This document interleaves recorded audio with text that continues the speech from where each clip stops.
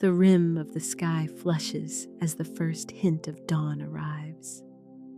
The night, along with its hush, its silhouettes, and its small anxieties, starts releasing the world from its hold.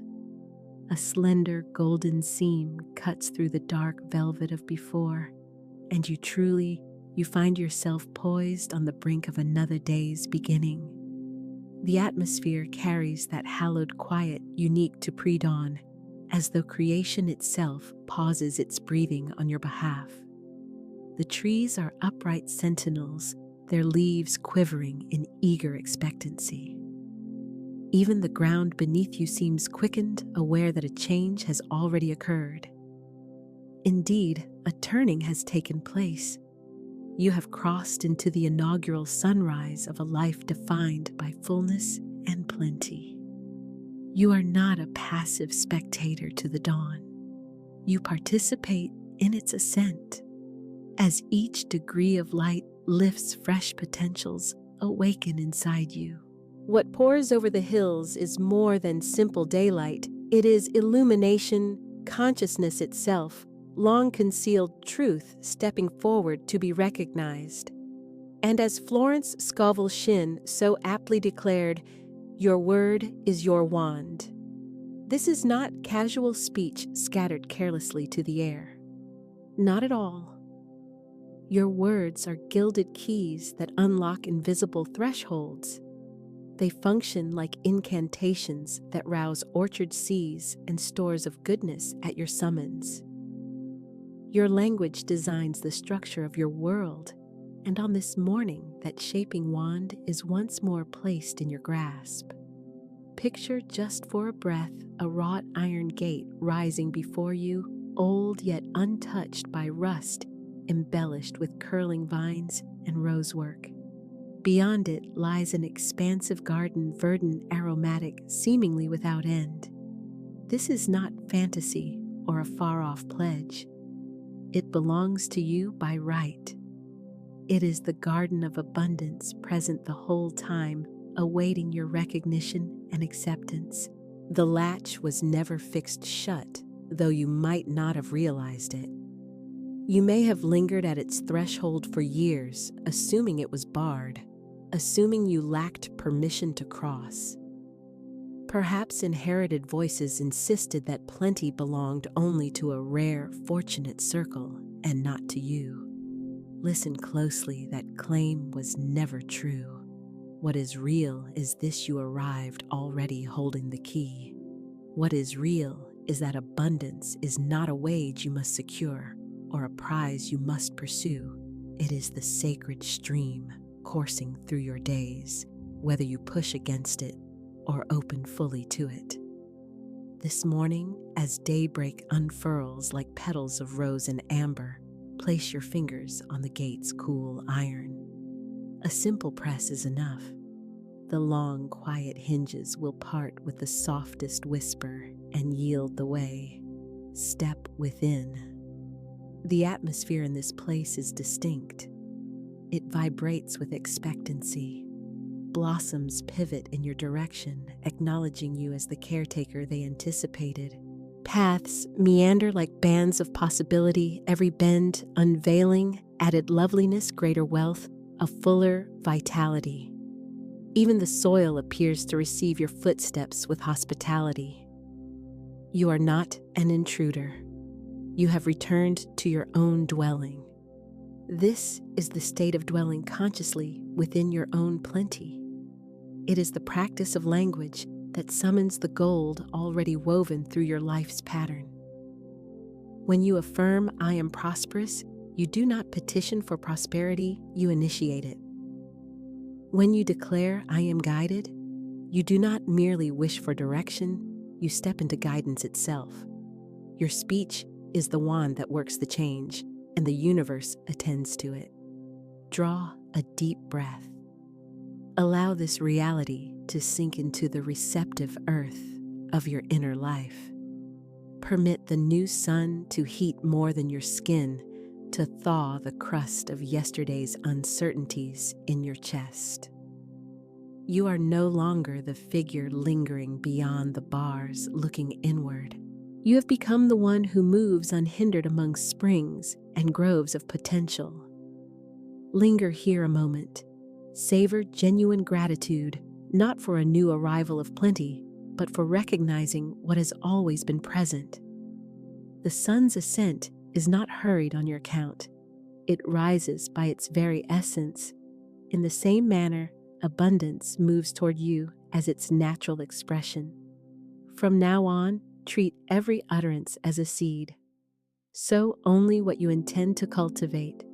Refrain from voicing scarcity, for scarcity is not your truth.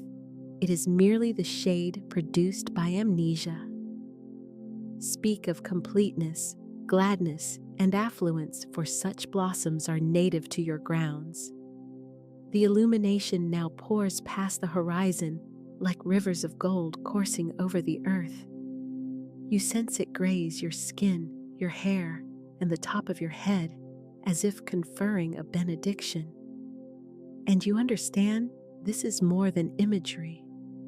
This is a solemn agreement, a vow shared by you and life in its fullness.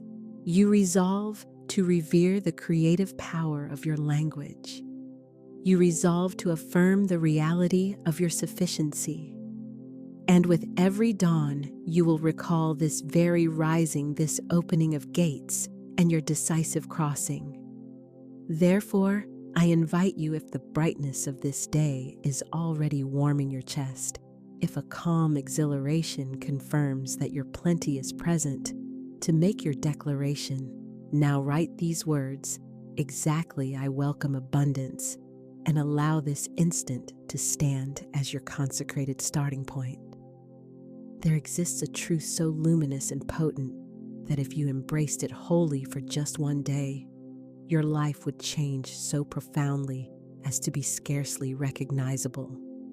It is simply this: you entered this world endowed with immeasurable wealth. Not simply currency in a chest or gemstones on a diadem, but the riches of limitless inspiration, expansive possibilities, and the ceaseless affection of the divine coursing through each breath you draw. This is native inheritance inscribed into your very essence, even before your first cry echoed into existence. And still, how many traverse this world without realizing it? To make this vision sharper, allow me to share a tale.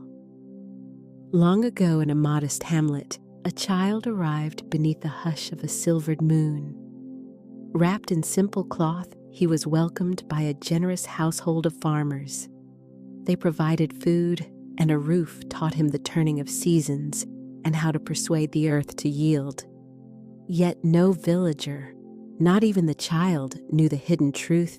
He was the offspring of a sovereign, a king of high nobility. On the night he was born, peril and circumstance required his concealment for protection, far from the perils stalking the royal court.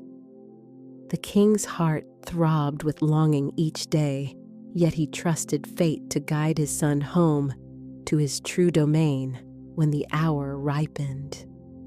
And thus, the boy matured. He mastered repairing tools, drawing water from the well, and fixing roofs battered by winter gusts. He understood the worth of a single loaf and the labor required for every coin. Yet beneath all this lived a nameless stirring and intuition that life extended beyond the cramped lanes and fields that framed his days. Time moved on until one morning a traveler appeared. She differed from anyone he had encountered, draped in fine silk, her eyes holding the breadth of distant horizons. She regarded him, truly saw him, and her gaze seemed to cut through to his core. "You do not belong here," she told him softly. "You are of royal blood." He laughed, initially convinced it was playful fiction. Yet the traveler recounted the tale of his arrival, the crown awaiting him, and the corridors stocked with riches and gardens beyond, imagining each of them his by rightful claim. At the outset, he couldn't accept it. His hands were calloused by work, his garments mended and faded. What knowledge had he of courts and thrones? The traveler only smiled and set in his palm a small medallion etched with the royal insignia. "This is yours," she whispered. "It has always been yours." He rolled it in his palm, the heft at once foreign and intimately known. In that instant, something stirred awake, a remembrance rising not from intellect, but from spirit.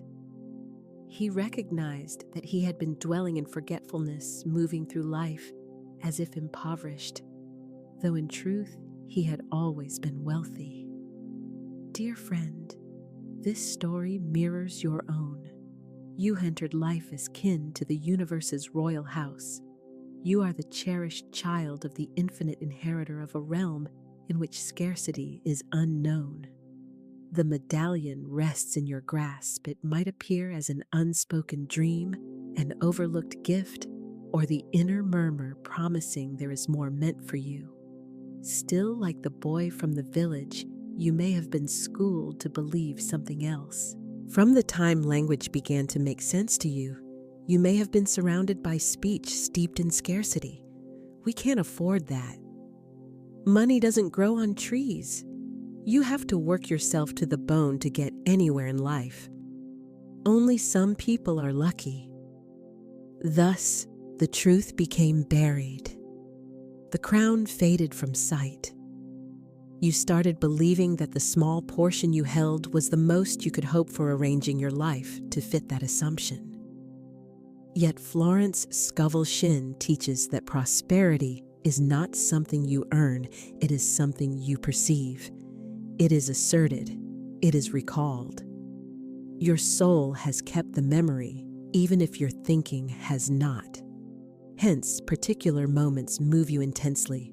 A flash of beauty, a bolt of inspiration, or a calm at the center of turmoil. These are akin to the traveler's medallion tokens laid in your palm to remind you of your true identity. Here is a truth that may astonish you. When you awaken to your inheritance, there is no battle to wage. You simply start to speak and act from that place. When the young man ultimately reached the palace, he was not required to demonstrate his worthiness. He merely stepped into the corridors that had awaited him since his first day of life. So it is for you. The abundance you seek, financial ease, delighted relationships, luminous health already belongs to you in the spiritual dimension. You do not fabricate it. You come into alignment with it, and the initial step toward that alignment is remembrance. In this moment, I ask you to close your eyes and picture that medallion resting in your palm. Sense its weight, the cool metal against your skin. Observe the crest, a sign of the infinite inscribed uniquely for you. Murmur to yourself, I am the heir to divine abundance. I claim my birthright now. Allow those words to soak in as sunlight settles into rich earth. Carry this awareness through your day and notice the unfolding. Chances will appear. Gateways will part. The world will start regarding you as royalty, not due to a sudden change outside, but because you have remembered your true station. If this account stirred something in you, do not hide it. Somewhere, someone dear to you has misplaced their crown as well. Be the traveler on their path. Speak to them of their inheritance. Point them back to the garden, the palace, the reality of who they are. Share this narrative now, for as we rouse one another, the realm of abundance becomes ever more visible to everyone.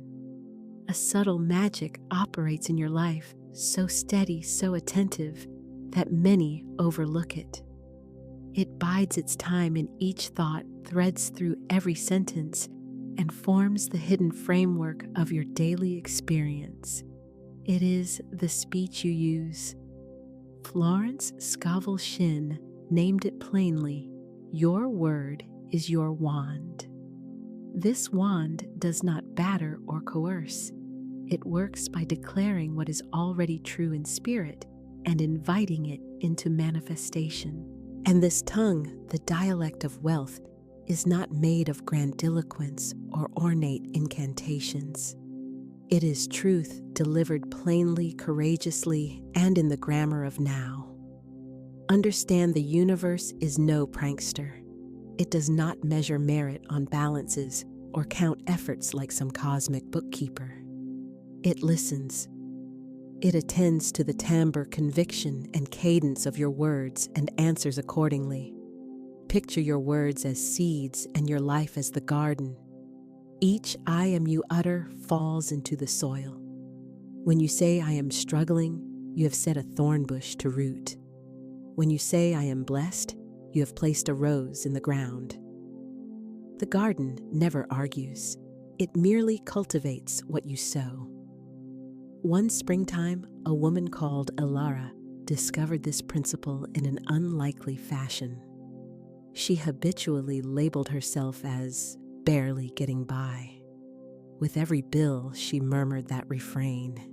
Consequently, year after year, her life mirrored the phrase, just enough to scrape through, teetering at the margin, never spilling over. One day, she went to a modest meeting where a friend recounted Florence's lesson. The words, "Your word is your wand," ignited a spark inside her. That evening, Elara chose a new practice. She would speak solely what she wished to cultivate. Each morning, she began, "I am abundant. I am provided for.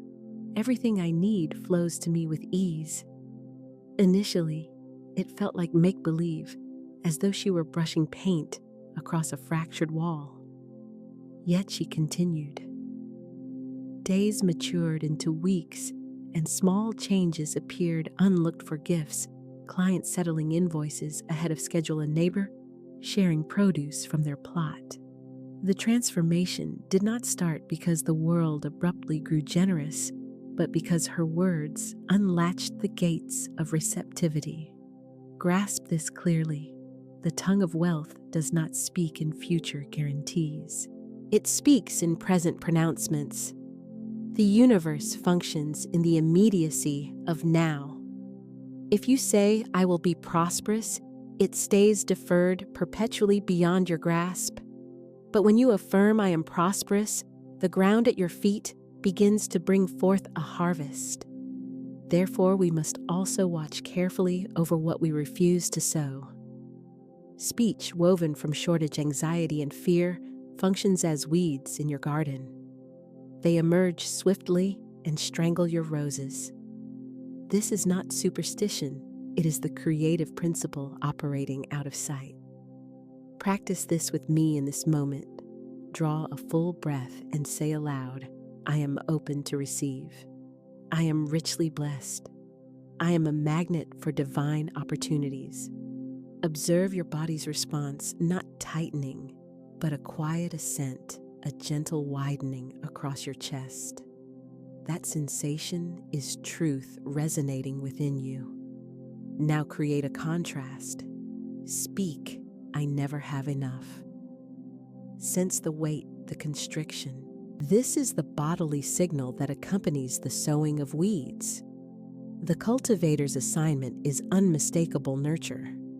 The soil, select the seeds wisely, and use words only to cultivate what you cherish. Florence frequently told her students that our speech functions like purchase orders submitted to a cosmic purveyor. When you repeatedly order from the catalog of scarcity, scarcity keeps being delivered. But when you request abundance, joy, and peace, those shipments start showing up. Here is a modest yet far-reaching adjustment you can implement immediately. Address yourself as though you already embody the person you aim to become. If you desire wealth, speak in the manner of the prosperous, not with pride, but with thankfulness. If you desire health, speak from the vigor already moving through you. If you desire love, speak from the stance of someone already treasured. This explains the potency of the simple phrase, I am. It is a foundational directive. Whatever words trail those two syllables are issued as immediate instructions to your life. I am unworthy erects barriers. I am powerful constructs wings. I am tired of waiting postpones the blessing. I am living in divine timing allows it to arrive with ease. The transformation does not come from strain or compulsion. It comes from selection. Choosing to sow roses rather than weeds. Choosing to inscribe your life in gold ink instead of the dull graphite of uncertainty. Here then is your invitation during the next 24 hours. Cultivate meticulous awareness of your speech. Whenever you notice yourself sowing a thorn bush, pause. Exchange it for a rose. Replace I can't with I am learning. Replace I'm broke with I am opening to greater prosperity. Replace I'm unlucky with I am in the flow of divine favor. And if you intend to designate this instant as your turning point, commit it to a visible place now. Post a single potent I am declaration you commit to embody from this day forward. Let that line be your seed. Plant it in this consecrated garden we are cultivating together. Then observe what blossoms. Gratitude is far more than courtesy or a brief emotion that appears when events turn favorable. It is a living force. It is an animating current that attracts abundance to you, just as rivers swell when rain feeds them upstream. Florence Scovel Shinn grasped this thoroughly. She taught that gratitude serves as both lock and key. When you feel thankful, you communicate to the universe, I recognize the good already present and I invite more. The gate opens wider, the current accelerates, and life answers correspondingly. Picture yourself on a riverbank. At the outset, it is slender, a mild rill threading between rocks. Yet with every good you notice and every thanks you offer, a feeder stream merges into it. You thank the sun's warmth, one more rivulet.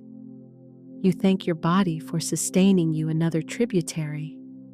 You thank a stranger's smile, the flavor of fresh bread, the security of shelter. More and more channels join the flow. Before long, that trickle becomes a broad, surging river, bearing gifts you could not have orchestrated.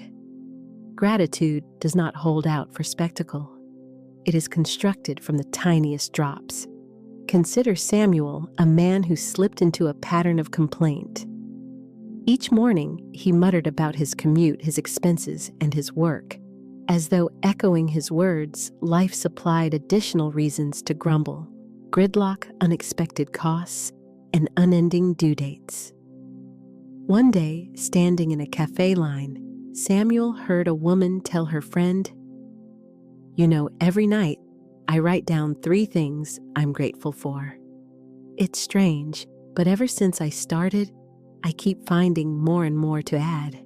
Samuel doubted it would matter, yet he gave it a chance. That evening, his list was brief. My bed. 2. The coffee this morning. 3. The rain sounded nice. The following night, the list lengthened. Within weeks, he began spotting moments during the day so he could record them later: a parking space by the door, an unexpected bonus at work, a phone call from an old friend. By year's end, Samuel voiced a striking realization. I used to think life was hard, and sometimes good things happened. Now I see life is good, and sometimes challenges happen. His river had broadened. Understand, gratitude changes the lens. When the lens changes, the entire view alters. Here's the mechanism. Your subconscious continually seeks confirmation for your prevailing thoughts and emotions. If you linger in complaint, your mind surveys the world to validate it. But when you dwell in gratitude, your mind turns into a treasure seeker keen to discover more gold. And here is the lovely turn: this is not merely a matter of viewpoint. Gratitude alters your energetic tone. It elevates your frequency to a register where abundance can identify you and resonate in harmony. A grateful heart and a prosperous life broadcast on the identical frequency, aligned like two instruments tuned to the same note. Let us practice immediately. Pause and take in your surroundings. Identify one thing, anything, for which you feel genuine gratitude right now. Maybe it is the slant of light pooling across the floor.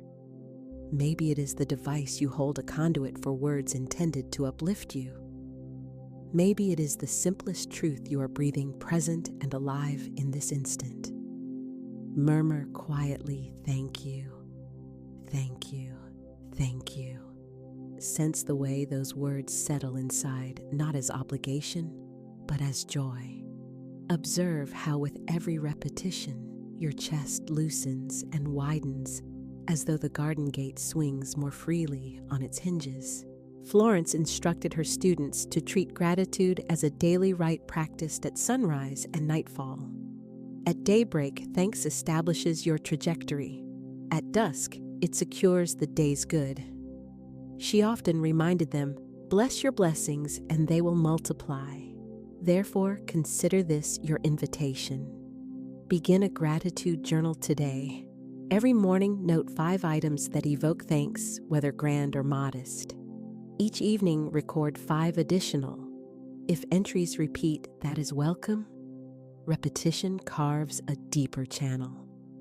Notice how your lists lengthen and how the river of your life swells and quickens. Do not postpone thankfulness until circumstances appear perfect. Gratitude is not merely reaction, it is initiator and catalyst. It is the spark that ignites the lamp. It is the hand that unlatches the chest of riches. It is the unwavering gaze that tells the universe, "I trust you. I see the good, and I know there is more." Thus, as we share this moment, I invite you to place your first magnet for today. Before you go, write down one thing for which you feel sincerely grateful at this very moment. Keep it simple and authentic. And recognize that as you inscribe it, another feeder stream merges into your river of good. There is an often unspoken truth about prosperity. Before the reaping arrives, there is a season of quiet. Prosperity does not spring from frantic clutching or ceaseless agitation. It flowers in the rich ground of inward calm. Florence Scovel Shinn knew this in her bones. She frequently counseled her students, "Do not strain. Stand still and see the salvation of the Lord. In quiet, the seed wakes and sends forth life. In calm, the waters settle, becoming transparent enough to mirror the sky." I invite you to picture a lake at daybreak. The air is crisp, a thin veil of mist floats above the surface, and the water lies utterly motionless. The shoreline trees are reflected so exactly that the seam between earth and sky disappears. This is the quality your mind assumes when you let go of anxiety, an undisturbed mirror reflecting divine ideas without warping their form. Yet when winds of fear and doubt ruffle the surface, the reflection shatters. The picture fractures into pieces. The guidance you're seeking cannot arrive intact because the signal is scrambled by internal static. Here's the paradox: many pursue prosperity with frantic urgency reasoning. If I just do more, press harder, move faster, I'll finally have enough. In that strain, they deplete the very ground where abundance would naturally take root. Peace is not inertia. It is strength kept steady and directed. Peace resembles the poised archer string, pulled taut, but heartbeat even gaze unwavering on the target. Peace is also the gardener who plants and trusts the season, refusing to dig up the seed every morning to check whether it has germinated. When you claim peace ahead of outward results, you make this declaration: I trust the source of my good. I know what belongs to me cannot be removed, and what does not belong cannot be forced into place. Florence frequently illustrated with the story of a woman who prayed for prosperity yet could not find ease. Hourly, she checked her balance, felt the tightness in her chest, and slipped into fear again. Florence finally told her, "You are like a child who has planted a seed and then keeps pulling it up to see if it's growing. Leave it in the ground and be still." The woman chose to stop peering at her account, to quit repeating the script of shortage, and to open each day with a period of silent meditation, just breathing and envisioning herself in complete calm. Within a few weeks, an unforeseen opening presented itself, and her income doubled. Peace arrived first. Prosperity came after in its wake. Therefore, I offer you this very moment to experience that peace firsthand. Sit with ease. If possible, let your eyes close. Draw in a long, gentle breath through your nose, then release it through your mouth. Notice your shoulders lowering. Notice your jaw softening. Now picture yourself as that tranquil lake. Each worry that appears is a leaf landing on the surface. Do not resist it. Allow it to drift away on its own. The water underneath stays undisturbed. With every breath, sense the ripples diminishing until the surface returns to glass-like smoothness. In this quiet abundance discovers you not from pursuit, but from resonance with its gentle signal. Prosperity resembles a shy deer at the forest's edge. It avoids commotion, but in your calm nearness, it steps forward without fear.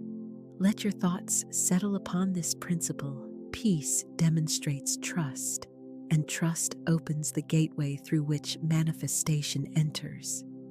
Do not imagine that peace is reserved for after the blessing appears. Cultivate peace now, and you will discover the blessing already advancing towards you. Take one more breath, deep, soft. Let this steady calm be the rich soil where your good can grow. Every significant voyage starts with some signal, not a blazing banner or a triumphant fanfare. More commonly, it appears as something modest, intimate, and distinctively meant for you. Florence Scovel Shinn frequently told her students, "When you ask for a sign in faith, the universe answers. Your only task is to recognize it when it comes." And now you find yourself at the conclusion of this opening chapter of your abundant life. You have entered the garden, recalled your royal birthright, practiced the vocabulary of wealth, attuned your heart to gratitude, and discovered stillness as a sanctuary. It is time to welcome your first sign, a consecrated yes from the universe, affirming that the portals of plenty are indeed swinging open for you. The sign may arrive in any guise: a feather settling before your steps, a coin appearing in an unlikely place, a lyric that addresses you as if written for your soul, a note from someone long absent. The form is irrelevant. What counts is the recognition, the subtle inner click when you notice it and understand, this is meant for me. Consider the story of Clara. Clara wished to trust in abundance, though a faint doubt lingered. One evening, she learned about requesting a sign. With a hint of playfulness, she chose a specific token, a white feather. "If the universe is listening," she whispered, "before sleep, show me a white feather tomorrow." The following morning passed without incident. Near day's end, as Clara folded laundry, her neighbor called from over the fence. While they spoke, Clara spotted a small decorative cushion at her neighbor's feet. its seam ripped tiny white feathers pouring onto the lawn. She smiled the particular smile that rises when you sense you've been noticed by something vast and benevolent. From that moment, Clara's trust grew. It was not the feather that mattered. It was that she had asked, and the universe replied in a manner so intimate and unmistakable that doubt lost ground. Your sign will arrive similarly threaded through your ordinary day in a fashion only you can truly recognize. Here is the essential point: extend the invitation with openness rather than control. You are not compelling a sign to appear. You are creating a welcoming aperture through which it can enter. The request is simple. Universe, show me a sign of my abundance today, clear, kind, and undeniable. I am ready to receive it. Speak it now. Offer it with your whole heart. Notice curiosity lifting within you like the first spark at the beginning of a journey. As you move through your day, proceed like a treasure seeker. The world abounds with signals, though many hurry past them. Today, you will attend. Today, you will pause when something draws your gaze, when a phrase sounds louder than the others, when an item seems peculiarly appointed for you. And here is the lovely consequence: by asking for a sign, your energy has already shifted into receptivity. Even before it shows up, you are seeing with refreshed vision. Florence often remarked that the universe delights in our joy. When your sign arrives, honor its smile, express thank you, even affirm aloud, I see you and I trust you. Such recognition acts like a green signal that invites a greater flow of abundance. Your sign might be delicate, like a favorite fragrance riding the wind at precisely the right instant. Or it could be unmistakable, a surprise, present an unexpected check, a message you have long awaited. In any guise, it is the first petal of a blossom already opening in your garden. And remember, this is not a singular exercise. Whenever you feel moved to strengthen your trust, you may request another sign. Each time, you will notice the universe conversing with you through synchronicity and affection. So let us seal this intention together. Draw a deep, steady breath. Rest your hand upon your heart and repeat with me, I am ready to receive. I invite my first sign of abundance today. Thank you, thank you, thank you. When your sign reveals itself, and it will come back and share. Allow your account to kindle someone else's faith. By sharing our signs, we stitch together a tapestry of evidence so abundant that anyone who brushes against it will sense the birthright of prosperity. Today is not the genesis of your abundant life. It is the first page of the chapter in which you recognize it, assert it, and embody it. The sign is already en route. Look for it, receive it, and when it arrives, let it set the rhythm that ushers you forward into your next passage. The mind designs every experience you have. Each thought you entertain, each belief you keep, every image you value becomes a line inscribed upon your life's blueprint. The conscious mind drafts the plans, and the subconscious, the diligent, unsleeping builder, executes them without debate. Envision a master architect in a studio flooded with light.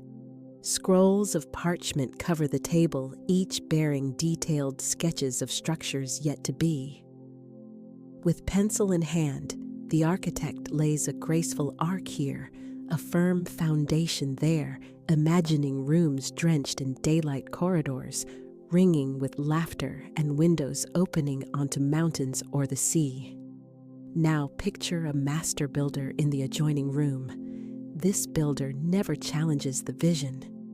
They do not object, this is too ambitious, or argue, this cannot be built. They simply construct stone upon stone, beam after beam, reproducing the plans with unwavering fidelity. This mirrors the relationship between your conscious and subconscious. Your conscious thoughts are preliminary drawings.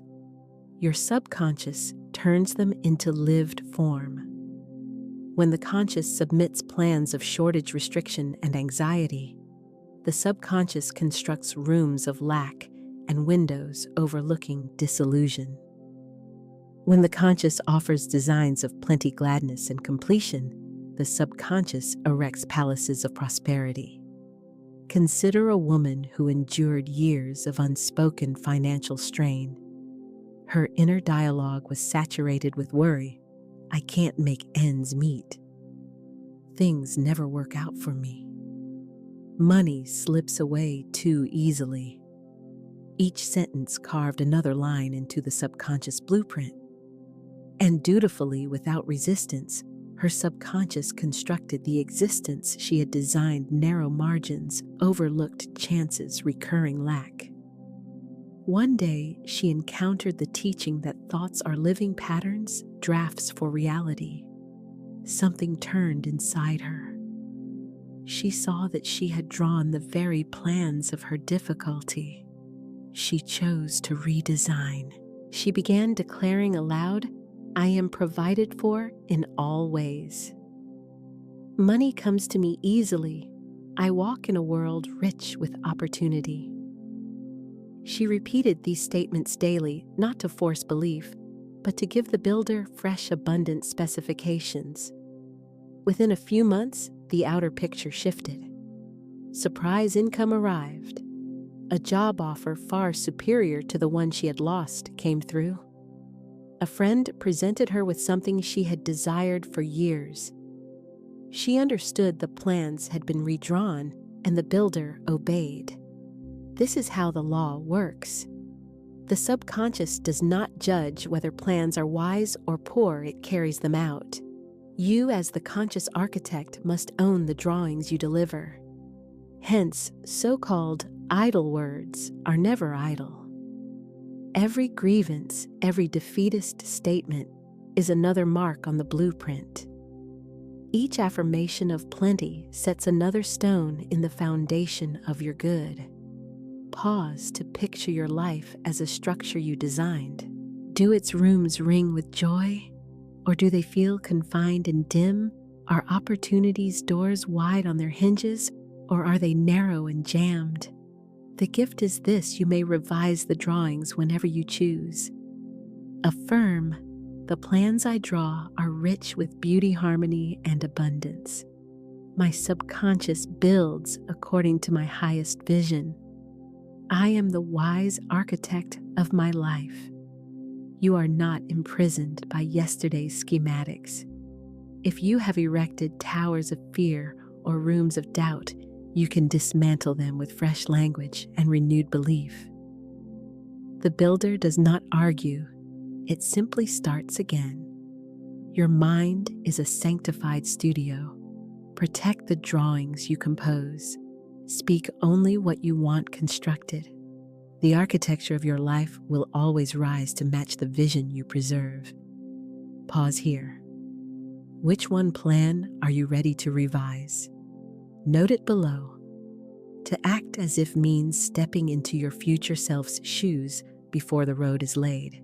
It is to don the clothing of your answered prayer while the seams are yet being stitched. It serves as the unseen bridge joining faith and manifestation, the embodied evidence that you already believe. Many ask for their heart's desires and then act in contradiction. They request abundance, yet posture themselves in scarcity. They yearn for success, yet carry themselves as if failure is certain. They seek love, yet shield themselves against intimacy. Acting as if corrects this quiet self-sabotage. Picture a pianist. Her dream venue is not yet secured. The concert grand is not on stage, and no tickets have been sold.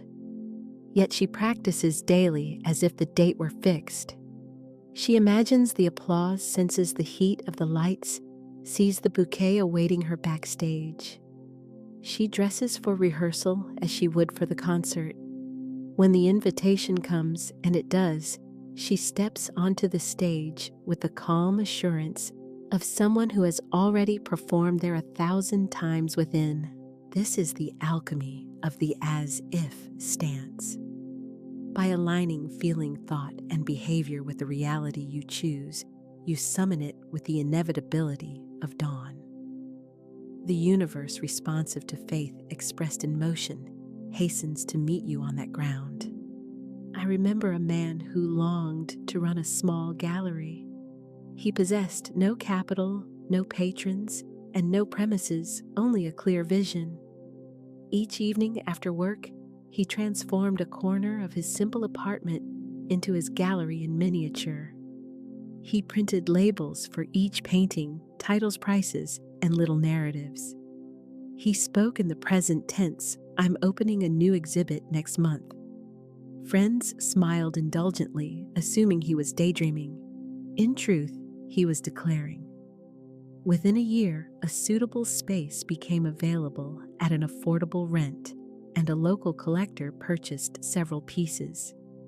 He crossed the threshold into the life he had rehearsed for months. You might ask, isn't this just pretending? I answer. Pretending is when you know something is false. Acting as if is choosing to live from the knowing that it is true, even if your senses have not yet caught up. That difference is sacred. Pretending is empty. Acting as if hums with the frequency of certainty. A persuaded mind imprints the subconscious, and a persuaded subconscious orchestrates subtle currents to produce form. When you live as if you are already wealthy, avenues for wealth appear. When you live as if you are already beloved, love identifies you. When you live as if you are already well, vitality begins to establish itself. Start with small gestures. If you desire a beautiful home, tend your present space as if it already were your ideal dwelling. If you aim for a flourishing enterprise, conduct yourself as the capable, confident owner you are growing into. If you want richer friendships, offer the warmth and generosity of someone already encircled by kindred souls.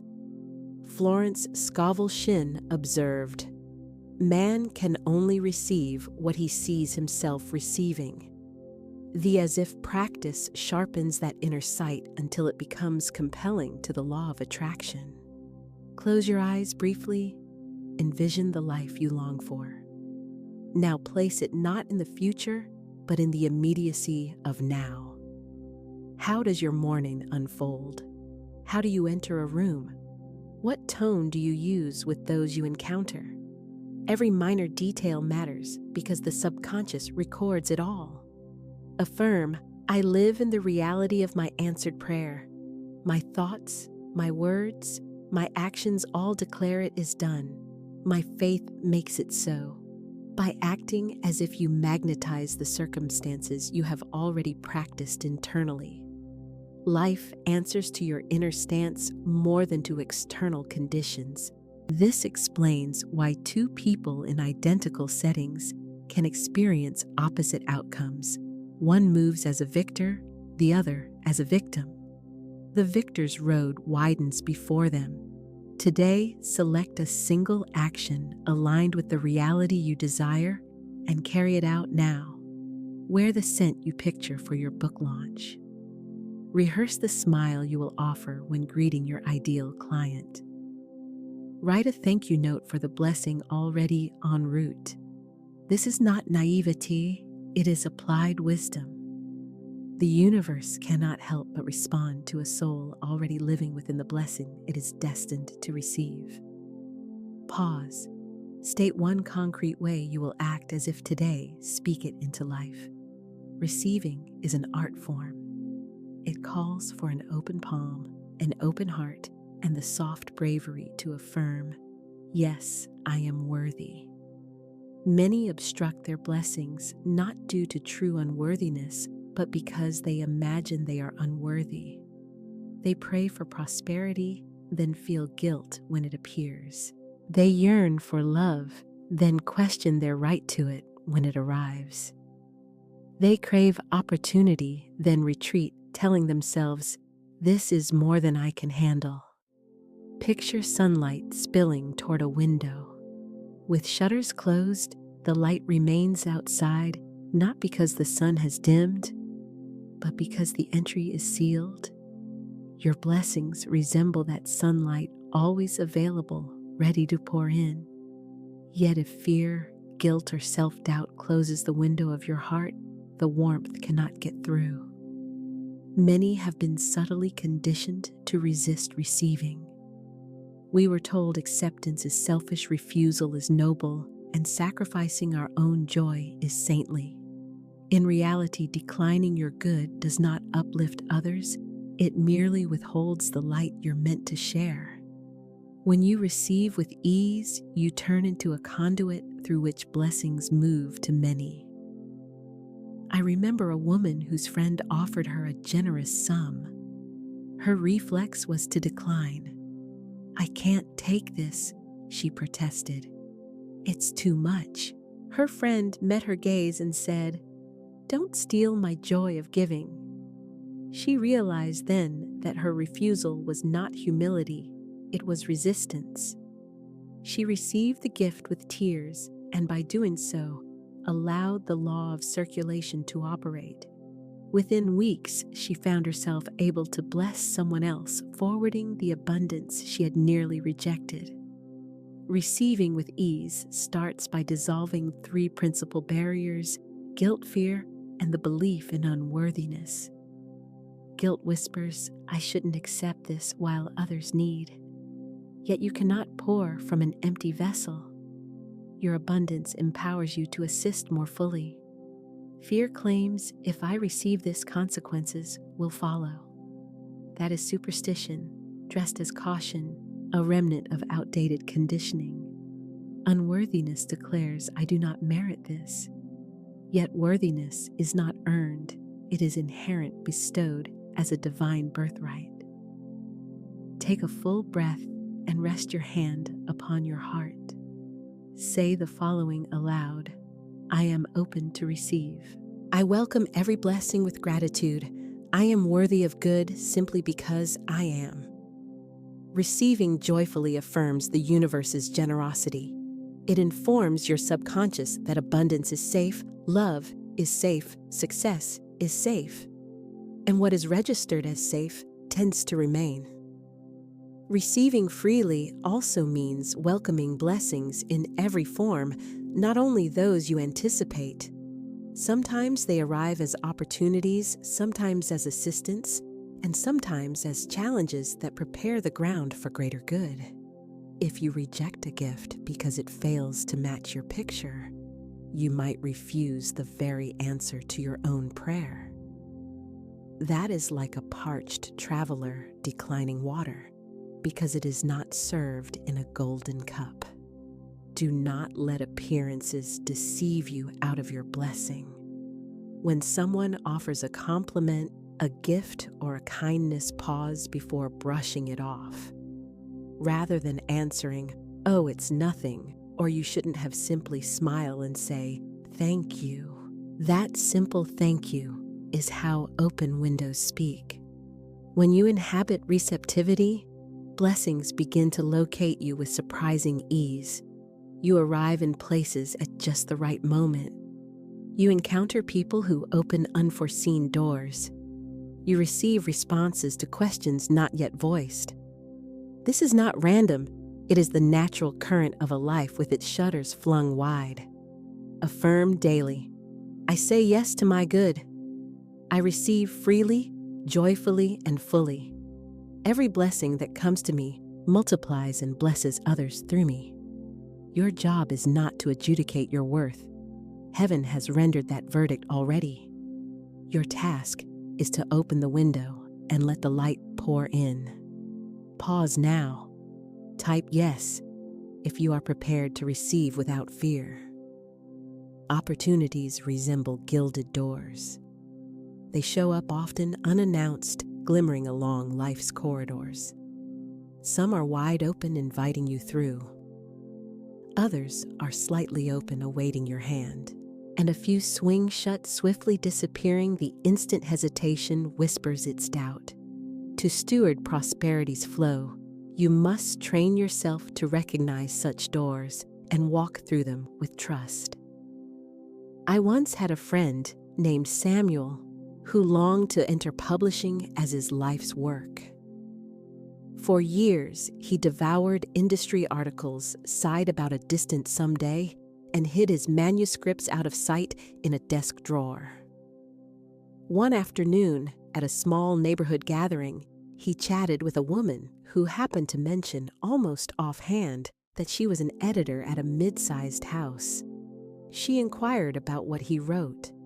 Yet Samuel, tangled in self-doubt, minimized everything, replying, "Oh, it's just a hobby." The talk wandered off course, the moment slipped away, and that shining doorway of possibility quietly swung shut. Some months afterward, a fellow writer he knew encountered the very same editor, presented their pages with confidence, and secured a book deal. Samuel discovered a hard lesson etched in experience. Opportunity does come to the door, but it does not linger indefinitely. Now consider Leela, a young painter who envisioned her canvases traveling the world. One morning, she overheard two people discussing a gallery opening in another city. Rather than hesitate, she stepped forward, introduced herself, spoke with bright conviction about her craft, and pulled out her phone to share images. The strangers proved to be the owners. Within a few weeks, her pieces were displayed on their walls. The gilded doorway revealed itself, and she stepped through it without delay. Golden chances do not usually come with pomp. They seldom arrive with fanfare or a blaring horn. More often, they are camouflaged as an offhand chat, a modest ask, a surprising invitation. Those who are inwardly awake notice them because they have trained the inner ear to truly hear and the inner eye to truly perceive. How can you prepare for moments like these? By adopting a stance of readiness. By voicing your aims plainly, not as fragile wishes, but as assured realities. By living as if, as discussed earlier, so when the door presents itself, you are already attired and poised to cross its threshold. You must likewise let go of overthinking. A great many chances vanish inside the maze of, should I, and what if that golden door will not pause while you inventory every brick and hinge. Step across first, and then trust yourself to navigate the corridor that follows. Florence Scovel Shinn observed, "No man is your enemy, no man is your friend. Every man is your teacher." In much the same spirit, any meeting can become your opening, provided you are alert enough to recognize it. There is a particular atmosphere when opportunity approaches, a delicate thrill in the body, a quicker rhythm in the heart. Learn to respect that signal. It is your spirit quietly declaring, "Here is the door." I invite you to picture yourself before a high, radiant, golden door. Beyond it waits something you have longed for, perhaps the very desire you have prayed over in private. You extend your hand to the handle. Sense the warmth against your skin. Hear the gentle click as the latch releases. Move forward. Let the light stream through you. This is the sensation of a wholehearted yes, free of delay. The truth is that opportunities are not rare. They are as abundant as breath itself, yet they need your permission to take shape in your world. That permission is granted the instant you move. Therefore, when the next doorway appears, resist the urge to weigh it against your fears. Cross the threshold. The universe responds favorably to motion. Affirm, "Golden doors swing open for me now. I walk through with confidence, grace, and joy. I am always in the right place at the right time." You are not pursuing opportunities so much as drawing them in. And when they arrive, you will know them by the inner resonance they awaken. The law of circulation functions as prosperity's steady pulse. As ocean tides ebb and surge, and as the seasons give and receive in measured rhythm, so must abundance flow in and out through your days. Each time you give, you activate this law. When you give liberally, free of fear about losing, you open a conduit through which larger good can circle back to you. Picture a deep communal well in a peaceful village. Its water is sweet and life-giving to all who draw from it. Yet if the villagers kept taking without letting fresh springs replenish it or hoarded it out of fear, the water would stagnate. In time, it would sour and become unfit. Giving is the current that prevents your inner well from going stale. It is not self-depletion. It is permission for life's river to course through you. The more you let go, the more spaciousness you create for fresh blessings to arrive. Florence Scovel Shinn affirmed giving opens the way for receiving. In order to create activity in your finances, you must give. Such giving is never grudging. It is not the posture of I must, but the bright spirit of I can. I once knew Elias, who ran a modest shop in a small town. During a lean month, worry crept in, sales dipped while expenses mounted. Rather than shrink into scarcity, Elias chose to donate part of his stock to families who needed help. He assembled packages of food and simple gifts and delivered them discreetly without any show. Within weeks, patrons began returning in record numbers. Some came because they'd heard about his kindness and wanted to support him. Others felt inexplicably pulled to his door. The current had begun to move again. Giving does not always involve money. You can offer your hours, your expertise, your warm encouragement, your full attention. You can give a smile that raises another's spirits. You can extend forgiveness, freeing both yourself and others from the confinement of resentment. Each sincere act of giving holds equal spiritual heft. It unfastens the door through which your blessings return. Here is the essential principle: give with an unclouded heart. If you offer with the covert aim of, I'm only doing this to get a payoff, you constrict the movement.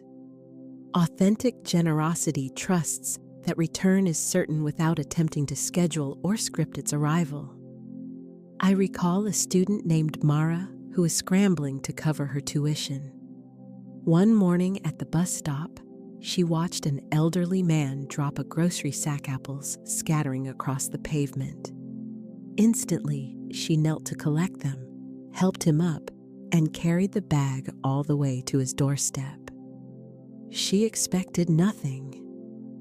2 days later, a scholarship committee phoned an anonymous nomination had secured a grant that paid her remaining balance.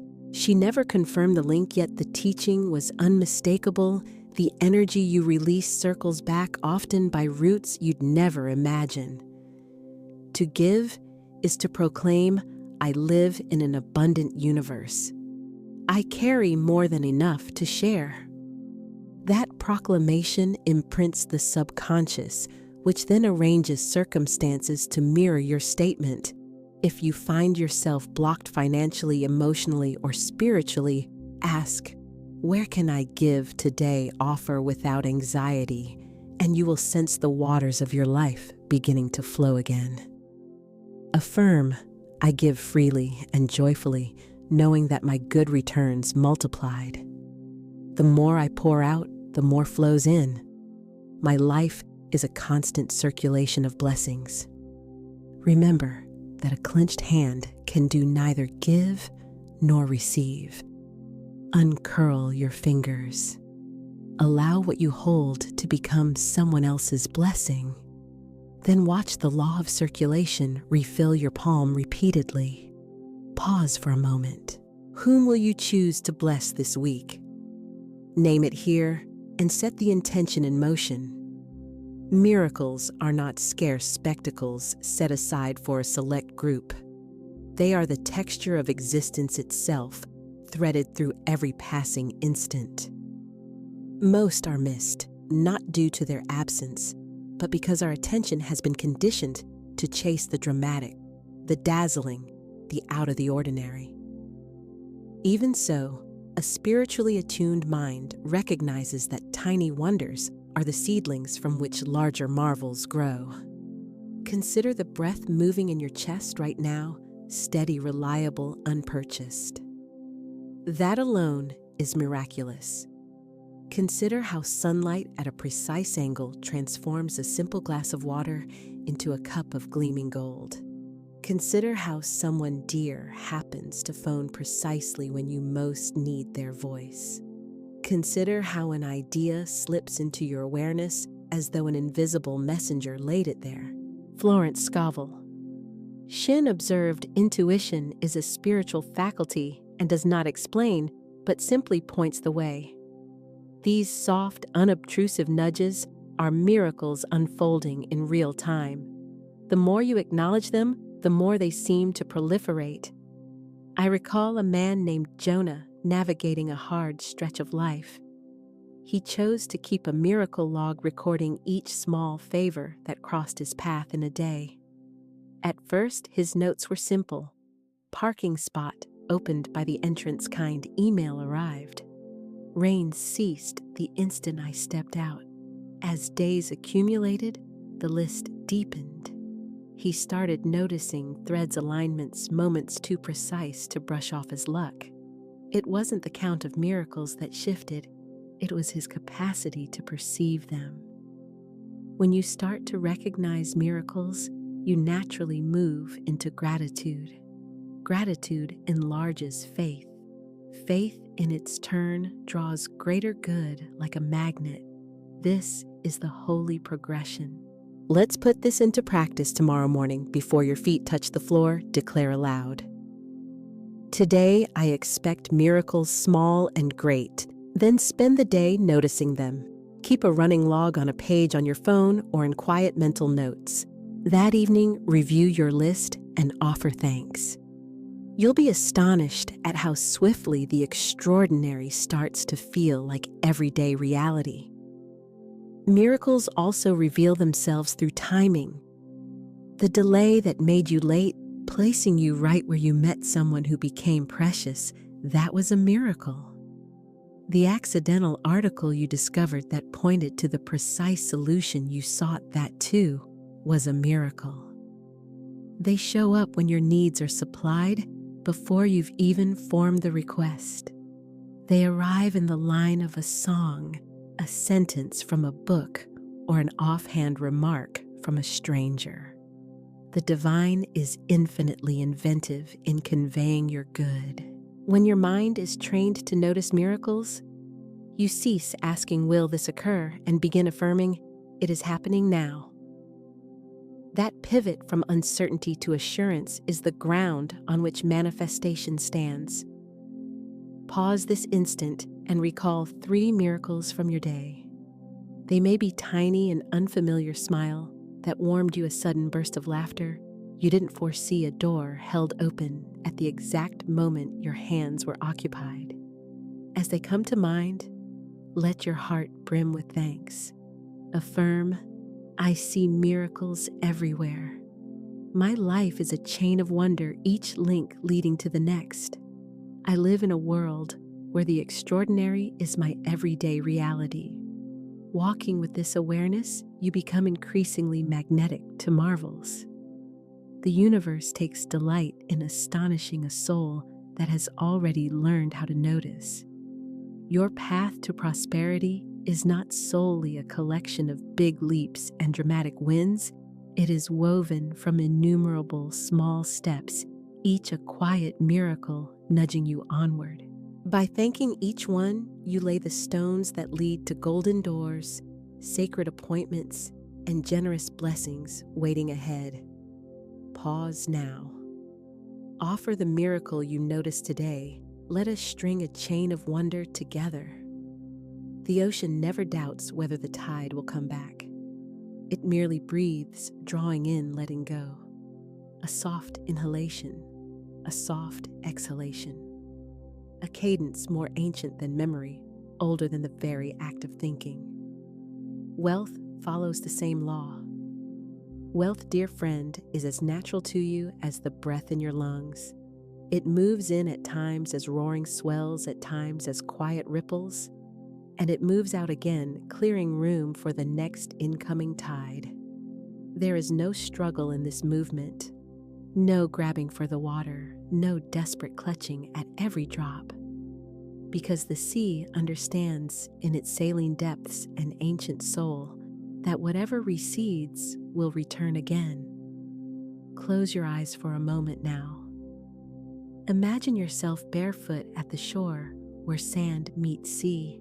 The tide advances cool and clean, circling your ankles with playful eddies. This is wealth, arriving effortless, lovely, unmistakable. Now sense the tide receding, sliding back into the open expanse. This is wealth passing through, nourishing others, funding joy, sustaining causes, purchasing freedom, and yet it is never truly gone. Because wealth is not merely an object to grip in your fist. It is a living current in which you dwell. Perhaps there was a season when you imagined wealth to be a rare pearl, difficult to discover, even harder to preserve. You may have been taught that wealth must be wrested from the world, bought with sacrifice, and guarded with ferocity. But today, in this very moment, we put down that old tale. That narrative does not reflect your soul's truth. Here is the truth. Wealth is the natural outpouring of who you are. You arrived beneath an open sky. You were born with rightful access to earth's bounty, the river's music, honey's sweetness, the refuge of shelter, and the gleam of precious metal. The divine rations neither sunlight nor sea. It withholds no tide. Take a deep inhalation right now. Notice how effortlessly breath pours in. You did not need to force or plead. You did not have to merit it. Wealth functions in the same way. It is divine breath in motion, streaming through the conduits of your life. And when your mind frets, but what if it runs out, you smile the way the ocean seems to smile as each wave draws back. For the sea understands the tide is not gone. It is merely collecting strength for its return. Picture your bank account as a tide pool refreshed by the ocean's inexhaustible generosity. Money streams in, sometimes via familiar avenues, sometimes from sources you never would have foreseen.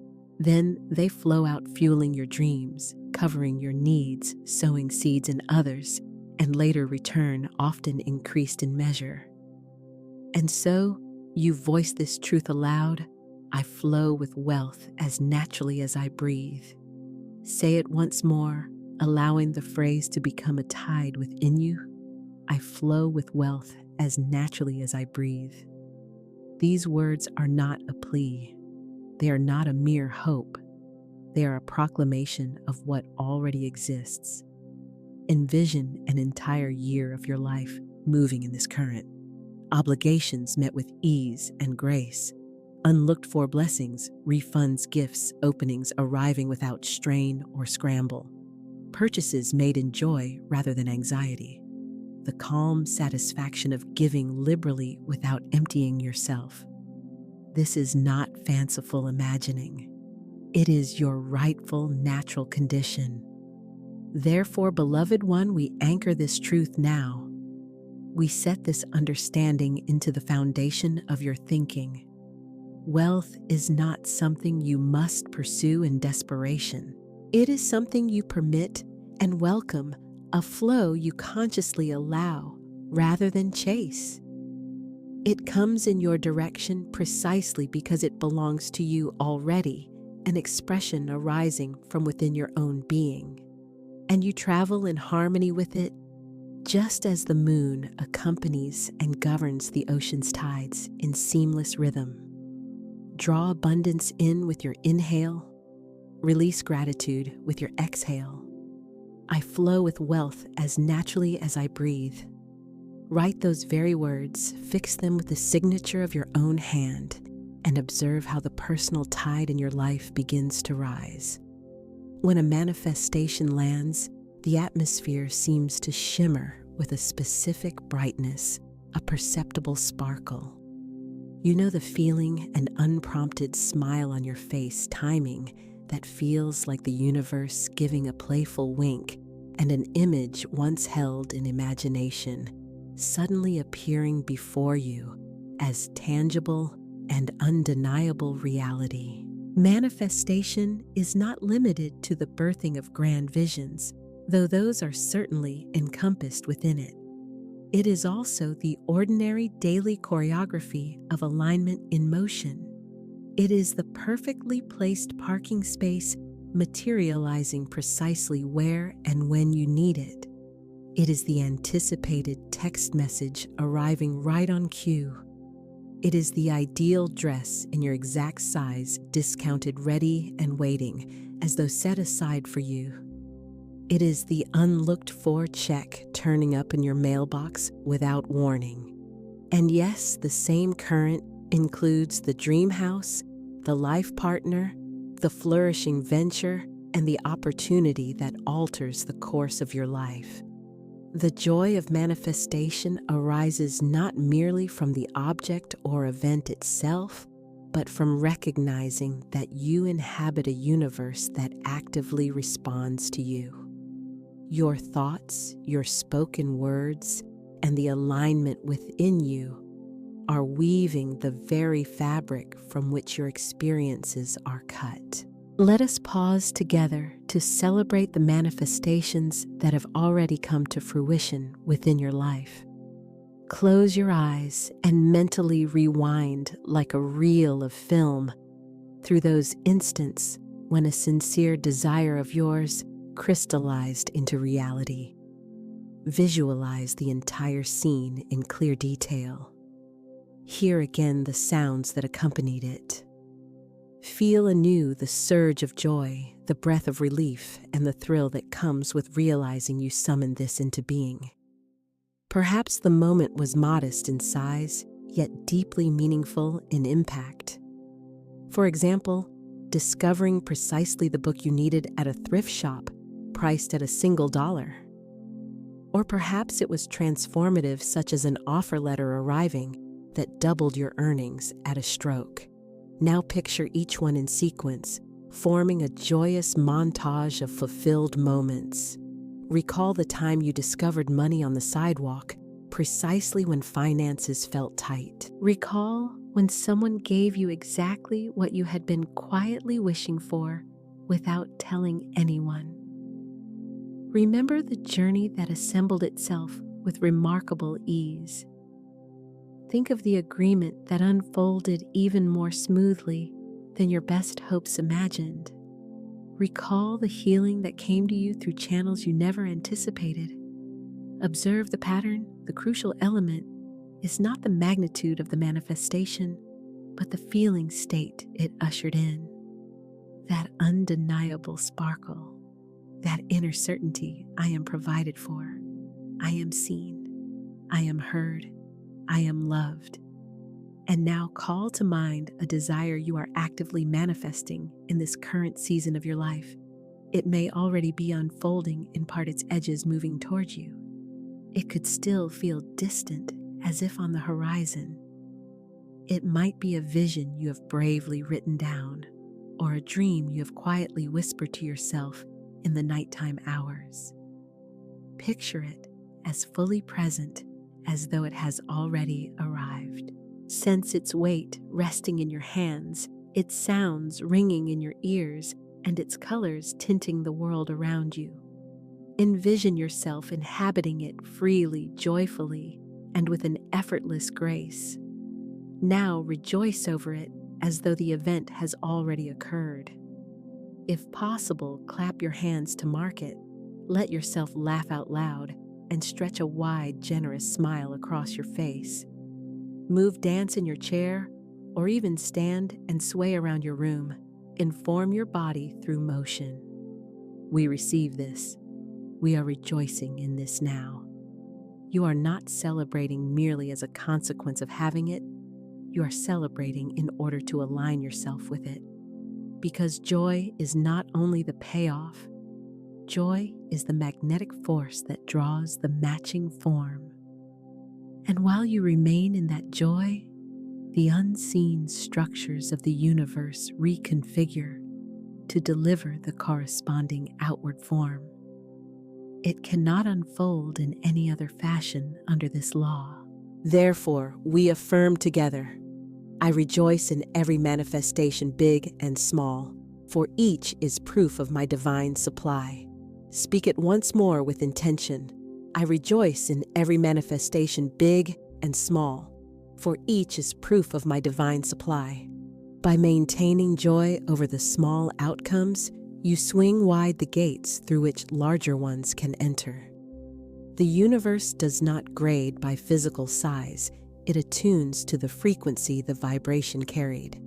And joy transmits the highest and most lucid signal you are capable of sending.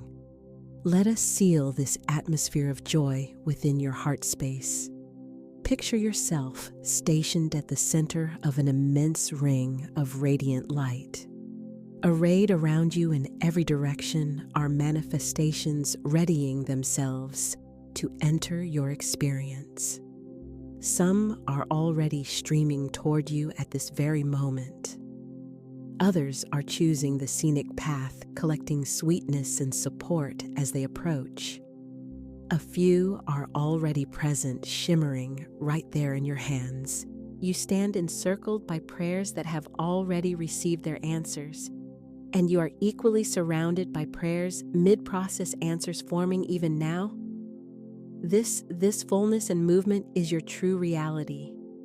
So share what specifically are you celebrating at this moment today. Voice it aloud, let it ride the air, or write it plainly into the space before you.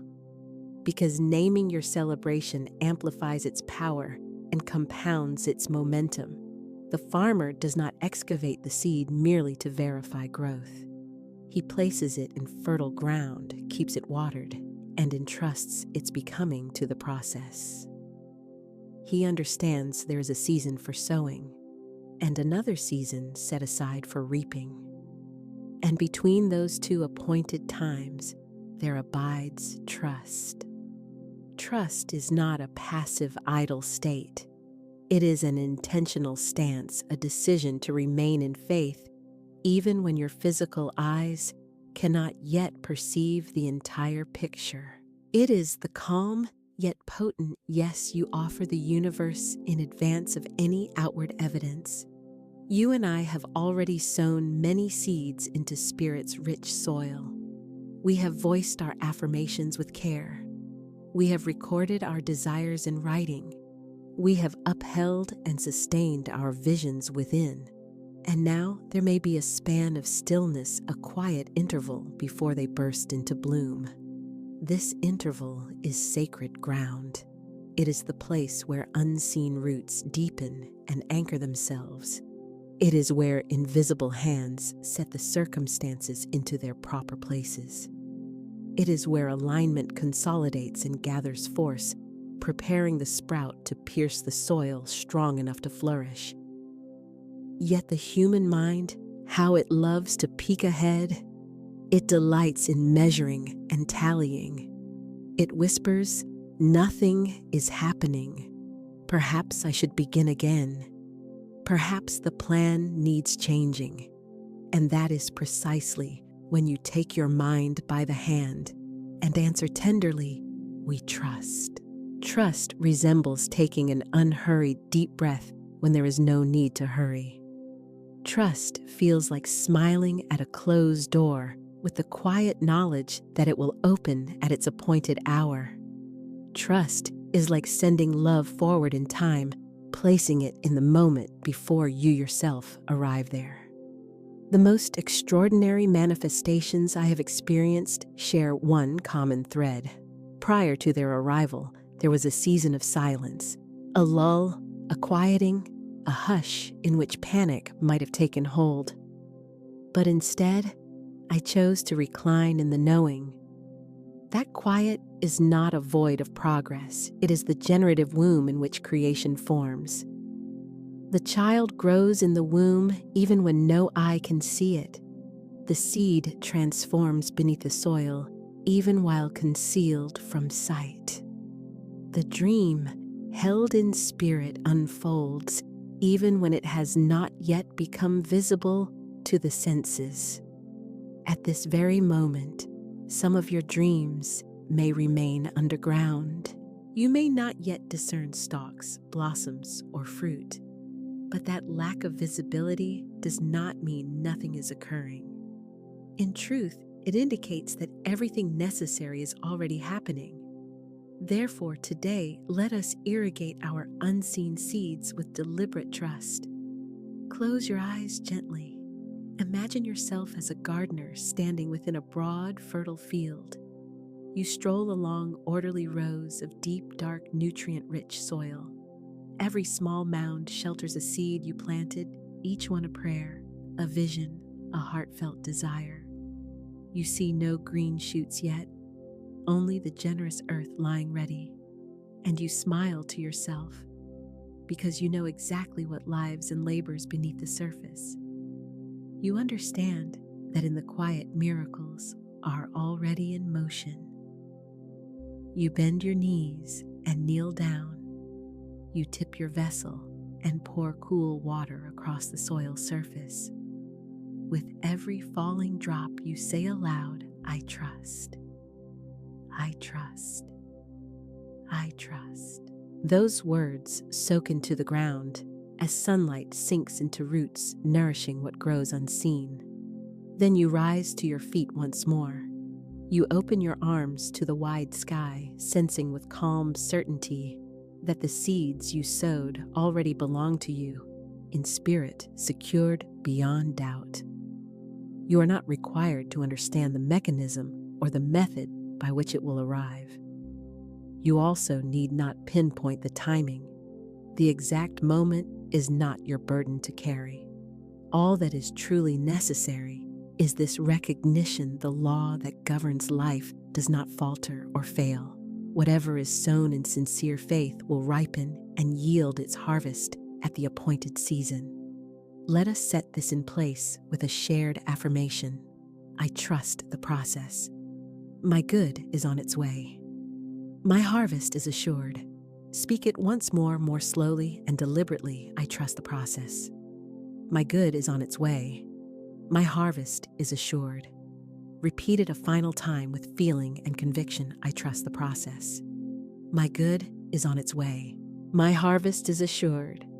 Now then, if there is any desire in your life that has tempted you toward doubt, a longing that appears postponed or slow to arrive, envision it resting gently in your cupped hands within your mind's eye. Sense its contours, its heft, its palpable presence as if already tangible. And now, let it go, sending it upward like a balloon rising into open sky. Observe it ascend into the unseen domain, where completion is quietly arranged. Allow a soft smile to form. Turn away from it, gently trusting the journey. Keep moving ahead into the living stream of your day. It will rejoin you farther along the path, whole finished and perfectly timed. Put it in writing, speak it aloud, and seal it within you, I trust. Upon your head rests a crown invisible to your eyes. It was set there at your first breath, the instant of your birth. It is fashioned not from gold or gemstones, though its radiance surpasses either. It is wrought from your intrinsic, unshakable worthiness. No circumstance possesses the power to dislodge or remove this crown. No person can steal it or claim it away from you. Neither the opinions of others nor your own missteps can diminish or tarnish its glow. It stands as the unmistakable emblem of your divine origin and lineage.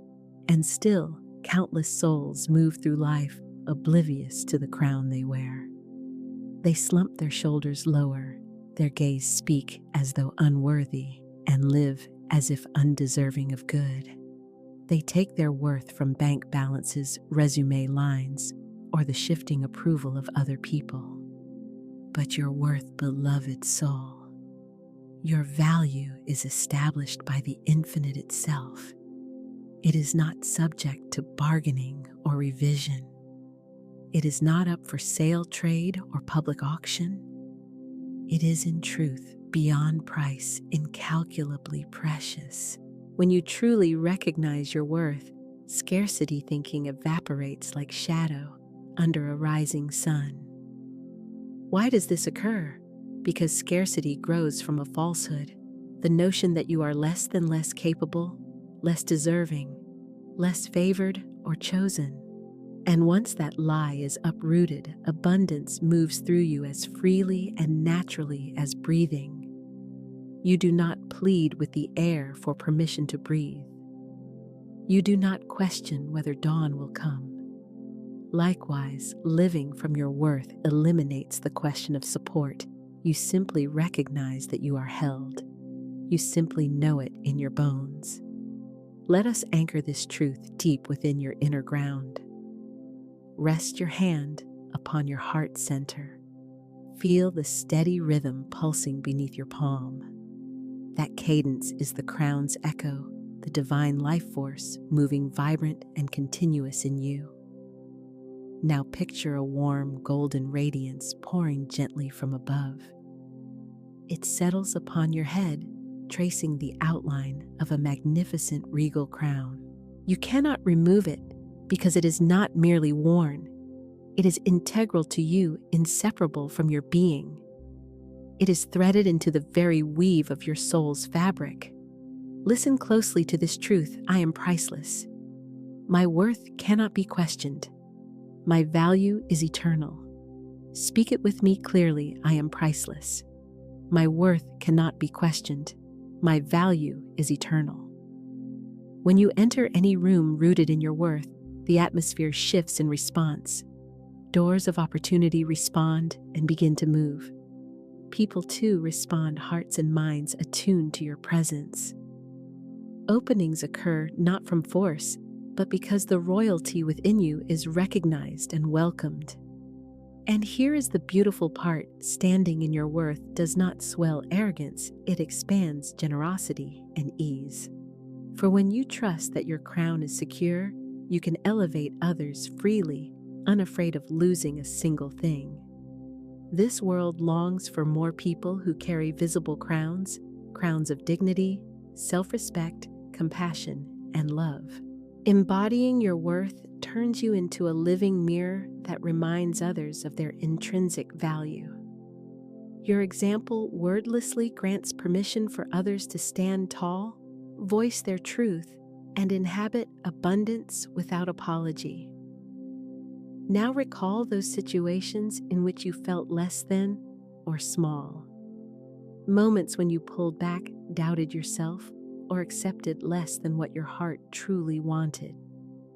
View them now from the vantage point of your crown and inherent royalty. From this elevated stance, you recognize you never needed any external permission slip to be worthy.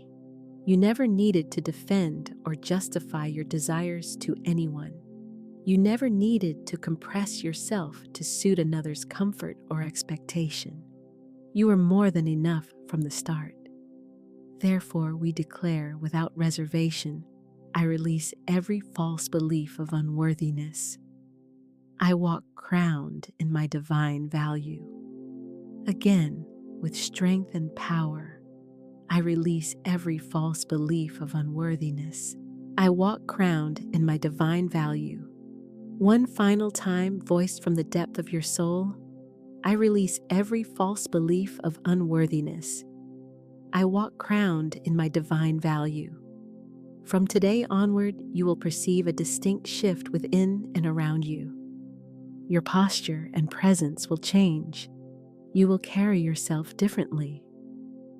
Your words will carry greater assurance and clarity. Your decisions will arise from a grounded sense of deserving and rightful belonging. And by living as inherently worthy, you will witness the world mirror that truth back to you in countless ways. Therefore, set it down in writing now, plainly, I am priceless. Let that statement secure your crown, standing visible to all, steady and unshakable for all time. Picture a dawn-lit pond, still and serene. Its surface lies glass smooth, cradling the sky's reflection without a ripple. Now imagine letting a single pebble fall into that water. Watch the ripples widen, outward and farther still, until every shoreline of the pond is touched. This is precisely how your abundance behaves. Each time you permit yourself to prosper, you generate waves that extend far beyond your personal shore.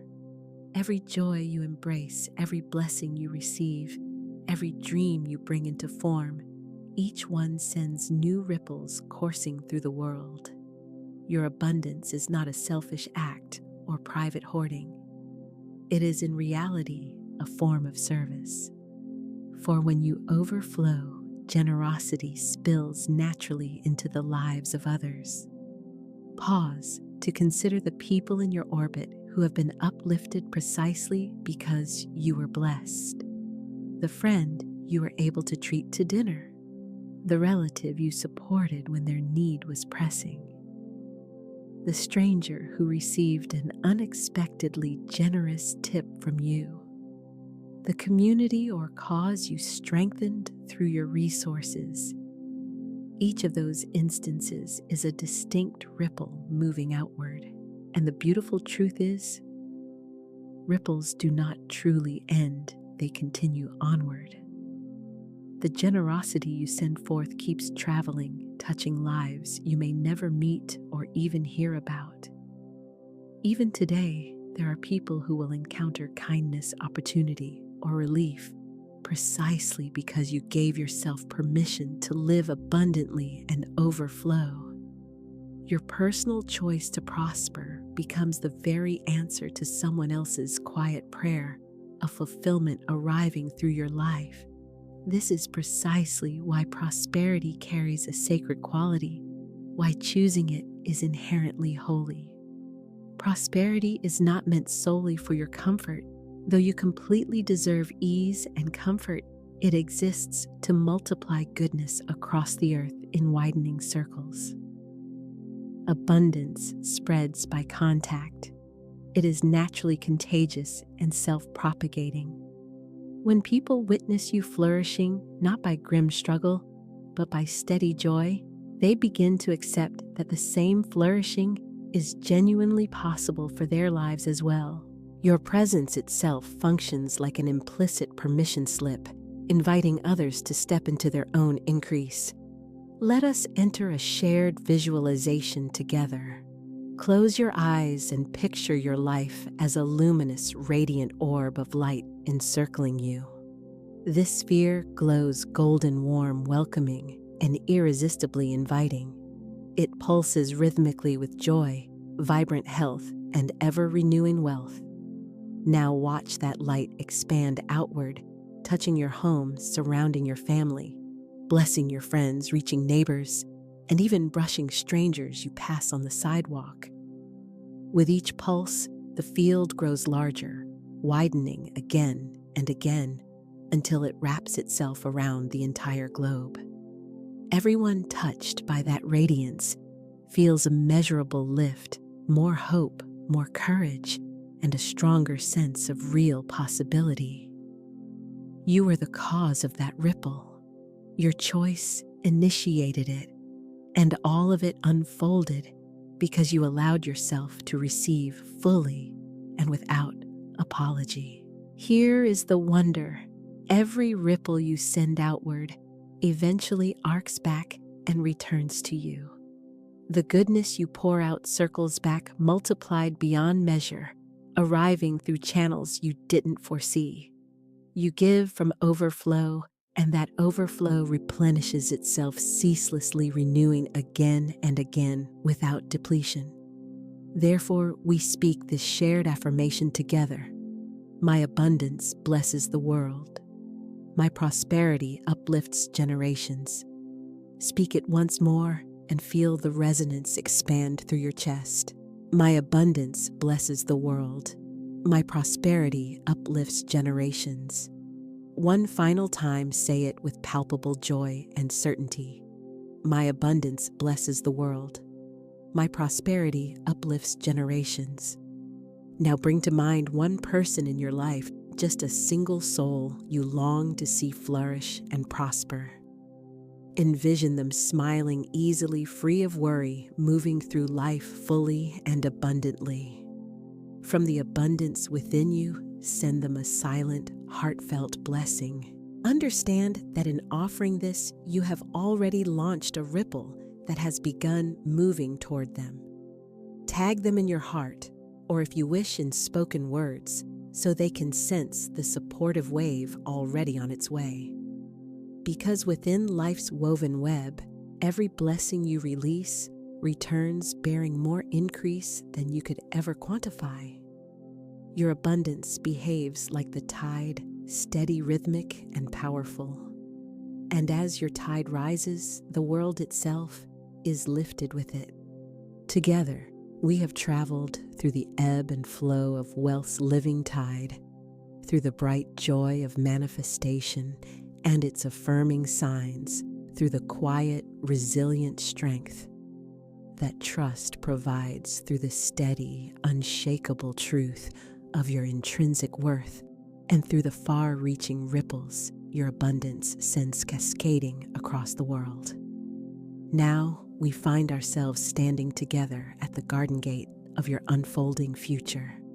And here we set into the soil a decree destined to grow endlessly forward. Take a deep, centering breath now. Feel the entire fullness of this shared journey settling into your body. Every spoken word, each vision you sustained, every affirmation you welcomed into your heart. All of these are seeds already planted within the universe's rich, fertile soil. And today, we provide them with sunlight, clear, nourishing light. We also give them water, consistent, steady nourishment. And we issue a command that they grow without limit, expanding freely. Close your eyes again for a moment. Visualize yourself standing within a wide open field beneath a vast, embracing sky. Extended before you is a living forest of young green shoots, each one symbolizing a vital area of your life, wealth and material ease, love, connection and relationship, health, vitality and resilient well-being, opportunities, openings and doors into new chapters, peace, inner stillness and harmony. Impact the meaningful difference your life expresses. As you watch, each shoot stretches upward, taller, stronger leaf by steady leaf. Their growth does not wait on long seasons, but unfolds in living moments. Because within this vision space, growth is infinite, unstoppable, and ever-expanding in all directions. You extend a hand to the nearest plant, and upon your touch, it blossoms instantly and fully. The air becomes saturated with fragrance, sweet-layered, unmistakable. Everywhere your feet land, flowers unfurl, and ripe fruit appears in joyful abundance. From this moment onward, this is the very nature of your life's unfolding, ever-growing, and naturally expanding. Ever-expanding in scope and influence, ever-flourishing, thriving in sustained, living abundance. Now we speak a final sealing decree together. I grow in all ways, always. My abundance increases without end. I am rooted in worth, watered by trust, and crowned with joy. Repeat it again, more slowly, letting it sink in deeply. I grow in all ways, always. My abundance increases without end. I am rooted in worth, watered by trust, and crowned with joy. And one last time, speak it with your whole being engaged. I grow in all ways, always. My abundance increases without end. I am rooted in worth, watered by trust, and crowned with joy. These words are not mere wishing, they are an instruction issued to the creative forces that shape reality. They now echo within the halls of the infinite, and the infinite answers yes. And so it is. Feel the roots of your life pressing deeper into rich ground than ever before. Those roots drink from an endless river of divine supply that never runs dry. With each season, more fruit arrives greater than the harvest of the previous one. As you give, your receiving multiplies proportionally and continuously. The joy you carry calls forth more joy, compounding itself. Your growth participates in the eternal without ceiling and without end. And as you live from this truth daily, you begin to notice a change. The fear of running out dissolves because you recognize there is no out in an infinite source. The fountainhead of your good is limitless and continually self-renewing. Therefore, you can give freely, receive fully, and go on growing forever without constraint. Thus we conclude where we first began, with clear knowing that abundance is your natural original state, that you are in essence a divine vessel through which wealth, joy, and goodness flow, that your life moves like the tide, ever rising, ever blessing, ever returning with more. Take one final deep breath, long and steady. Release it slowly, like the ocean's soft, unhurried exhale along the shore. When you open your eyes, you will carry this decree into every moment, informing each decision and guiding every step.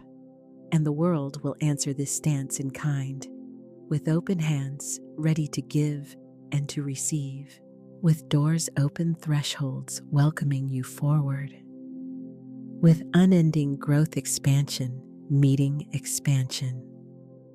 If this has kindled your spirit, share it freely so that others too may grow and keep on growing forever.